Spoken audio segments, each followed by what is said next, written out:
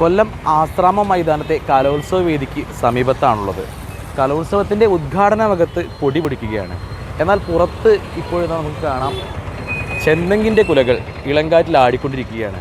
തകൃതിയായി നടന്നുകൊണ്ടിരിക്കുകയാണ് ചെന്തെങ്ങിൻ്റെ, ഇളനീരിൻ്റെ, കരിക്കിൻ്റെയൊക്കെ കച്ചവടം. അപ്പോൾ ആ ചേട്ടനോട് ചോദിച്ചു നോക്കാം എങ്ങനെയുണ്ട് കച്ചവടം എങ്ങനെയുണ്ടെന്ന്, ചൂടൊക്കെ ഉണ്ടെന്നൊക്കെ ചോദിച്ചു നോക്കാം. നമസ്കാരം. കലോത്സവമാണ്, ഫുള്ള് ചെന്തെങ്ങുകളാണല്ലോ. ഇപ്പോൾ ചെന്തെങ്ങാണോ കച്ചവടം? വെള്ളം കൂടുതൽ കിട്ടാൻ കലോത്സവത്തിനെ ഇറക്കിയതാണോ ഇത് ചെന്തെങ്ങുകൾ? നമുക്കിപ്പോൾ റെഗുലറായിട്ട് ഇവിടെ ഉണ്ട്. ഇതിന്റെ പരിപാടിയായിട്ട് കുറച്ച് തോനെ ഇറങ്ങും. എങ്ങനെയുണ്ട്?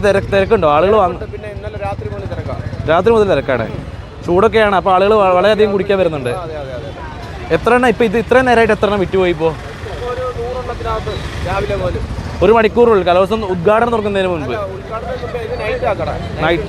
നൈറ്റും ഡേയും ഉണ്ട്. അപ്പോൾ ഈ എന്താണ് നമ്മൾ ഇങ്ങനെ ഈ തേങ്ങകൾ ചിലതെല്ലാം വെള്ളം കൂടുതലുള്ള, ചിലത് ഉള്ളിലുള്ള മാംസം മാത്രമുള്ളതെന്ന് അറിയുന്നുണ്ട്. അതെങ്ങനെ തിരിച്ചറിയുന്നത് ചേട്ടാ? വെട്ടുമ്പോൾ അറിയാൻ പറ്റും. ചകിരി ഇരിഞ്ഞു വരും.